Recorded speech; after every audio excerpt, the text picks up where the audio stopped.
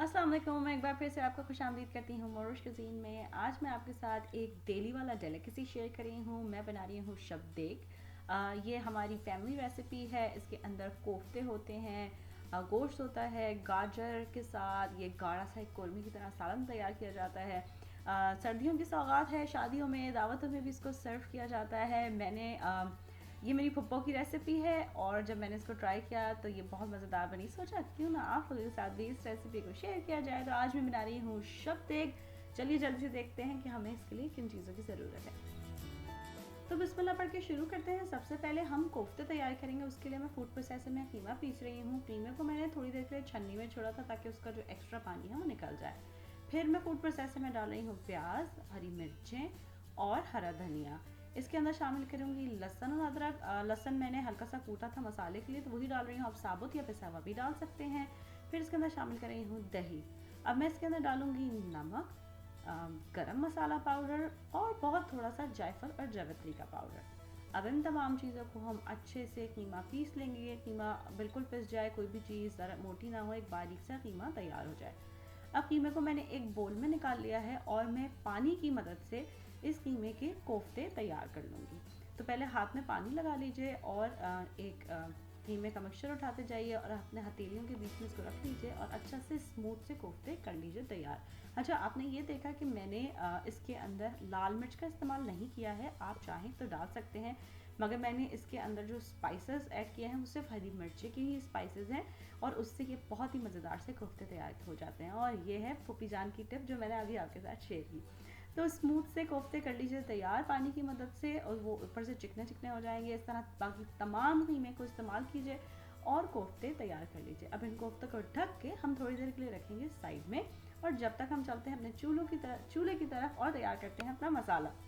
उसके लिए पतीली में मैंने एक तेल शामिल किया है और इसके अंदर मैं डाल रही हूँ स्लाइस करी हुई प्याज। इस प्याज को हम इतनी देर के लिए फ्राई करेंगे कि ये अच्छी सी सुनहरी सी हो जाए।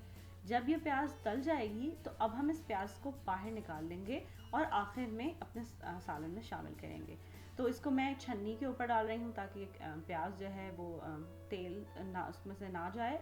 और थोड़ी सी प्याज को मैंने क्रश करके इसी के अंदर छोड़ा है ताकि मैं उसके में मसाला भून सकूँ। उसके अंदर शामिल करी हूँ लहसुन और अदरक। फिर मैं डालूँगी नमक, लाल मिर्च और धनिया पाउडर। इन तमाम चीज़ों को अच्छे से मिक्स करने के बाद मैं साथ में इसमें थोड़ा सा पानी भी शामिल कर दूँगी ताकि जो ये मसाला है हमारा वो जल ना जाए। और अब हम इस मसाले को ढक के हल्की आंच पे भूनेंगे। अच्छा, मैंने इसके अंदर हैंड ब्लेंडर से थोड़ा सा चला दिया था ताकि जो कुटा हुआ लहसुन या प्याज के टुकड़े हैं वो चंक ना रहे, एक अच्छी सी स्मूथ सा मसाला तैयार हो जाए। जब ये मसाला हमारा भुन गया, कच्चापन निकल गया, तेल ऊपर आ गया, तो इसके अंदर मैं शामिल कर रही हूँ कोफ्ते, जिनको मैं पानी लगा के फिर से हल्का सा गोल करती जा रही हूँ ताकि वो नीचे से चपटे हुए हैं वो ना रहें।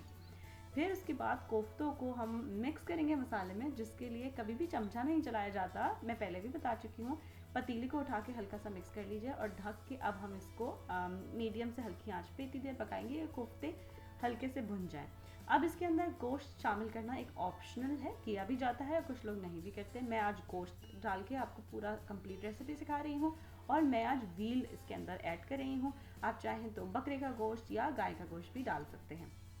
जब गोश्त हमारा भुन गया अच्छा सा, फिर हम इसके अंदर शामिल करें हैं गाजर। गाजर आखिर में डालनी है और बाद में जब गाजर गल जाएं तो आप चाहें गाजरों को बाहर भी निकाल सकते हैं, क्योंकि हमें गाजरों को मुश्की नहीं होने देना। बस इतनी देर पकाना है कि तमाम चीज़ें अच्छे से गल जाएं।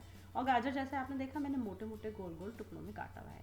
इसको भी अच्छे से कर लेंगे मिक्स और ढककर अब तमाम चीज़ों के गल जाने तक इसको पकाना है। जो प्याज हमने साइड में की थी उस प्याज में अब हम दही शामिल करके ब्लेंडर जग में डाल के इसको पीस लेंगे। अच्छा, मैंने पहले भी टिप शेयर की है, इनको चीज़ों को टेम्पर करने के लिए हम इसके अंदर जो पानी डालने के बजाय जो मसाला हमारा पक रहा है उसमें से शोरबा शामिल करके इसको अगर ब्लेंड कर लें तो जब हम इसको वापस अपनी पतीली में डालेंगे तो वो जो एक शिकायत आती है कि दही की फुटकियाँ बन जाती हैं, वो दही कर्डल कर जाता है, इंशाल्लाह वो बिल्कुल नहीं होगा। तो जैसे आपने देखा जो मैंने दही और प्याज को पीसा था उसको मैंने शोरबे में शामिल कर दिया है और अब मैं इसको अपने पके हुए मसाले में मिक्स कर रही हूँ। आप चाहें तो थोड़ा पानी डाल सकते हैं, लेकिन इस एहतियात के साथ कि दही को जब हम पकाएंगे तो वो अपना पानी खुद छोड़ेगा। तो मैंने इसको ढककर इतनी देर पकाया कि अब दही और प्याज भी अच्छे से मिक्स हो गए और भुन गए। आप इस वक्त मसाले की कंसिस्टेंसी देख सकते हैं। मसाला ना बहुत ज़्यादा शोरबे वाला है और ना ही बहुत ज़्यादा गाढ़ा है। चाहें तो आप पानी इसके अंदर शामिल कर सकते हैं। बस आखिर में मैं इसके अंदर डाल रही हूँ पिसा हुआ गरम मसाला, थोड़ा सा जायफल और जावित्री का पाउडर, और फिर इसको जब सर्व किया जाता है तो उसके ऊपर आप हरा धनिया, स्लाइस करी हुई अदरक और गरम मसाला इसके ऊपर छिड़क सकते हैं। तो इस तरह ये तैयार हो गई शबदेग। मैंने सुना है कि काफ़ी लोग इसके अंदर शलजम का भी इस्तेमाल कर सकते हैं, हम करते हैं। हमारी फैमिली में शलजम नहीं डाला जाता। गोश्त भी आप चाहें तो ओमिट कर सकते हैं। खाली कोफ्ते और गाजर के साथ भी इसको बनाया जा सकता है।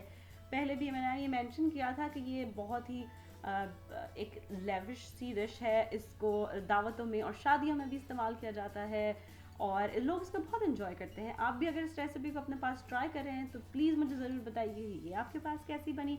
कुछ और सीखना चाहते हैं तो वो भी मुझे कमेंट करके ज़रूर बताइए। मेरी रेसिपीज़ को पसंद करने का और उनको सराहने का बहुत शुक्रिया। अल्लाह हाफिज़। अगर आपको ये रेसिपी अच्छी लगी तो इन लिंक्स पर ज़रूर क्लिक कीजिए ऐसी और बहुत सी मज़ेदार रेसिपीज़ के लिए।